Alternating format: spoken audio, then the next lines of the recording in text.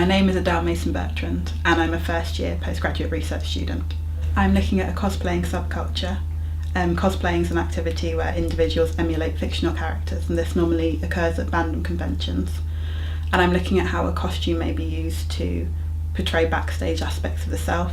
So people may don a costume that shows aspects of their character that they wouldn't normally show to other people, and looking at how a costume can be used to negotiate a deviant identity. I did an undergrad in sociology as well as a master's in social research at the University of Sheffield. Well, during my undergraduate at the University of Sheffield, I realised that there was a lot of aspects of my undergraduate dissertation that hadn't been looked at by academics at the moment.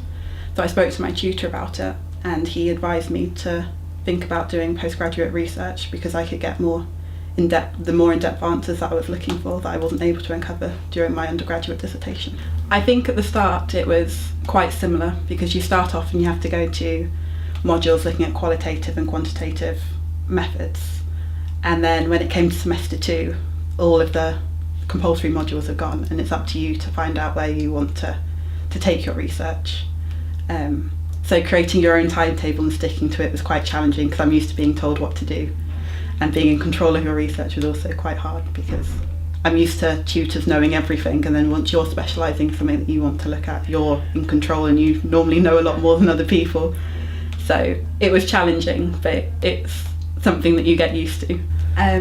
My fondest memory of my time in Sheffield was probably handing in my undergraduate dissertation because it was the longest project I'd ever done before, and also was on a topic that I got to choose myself entirely.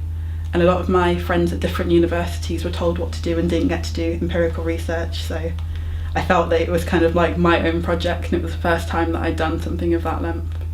And at the start it didn't feel like it was going to end. I thought I had all the time in the world, and then when it came close to the deadline I was very panicky.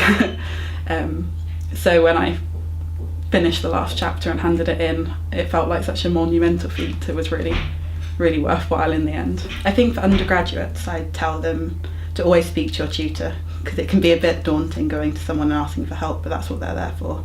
And a lot of the time if you have a question they want to know about it because they're as interested in what you're learning as you are. And for postgraduate taught and research students I would stick to a timetable because once you have a lot of work to do it can feel very daunting, and if you don't separate your free time from your work time you can feel very bogged down. So yeah, stick to a timetable and make sure that you have as much free time as possible because that's important for your health.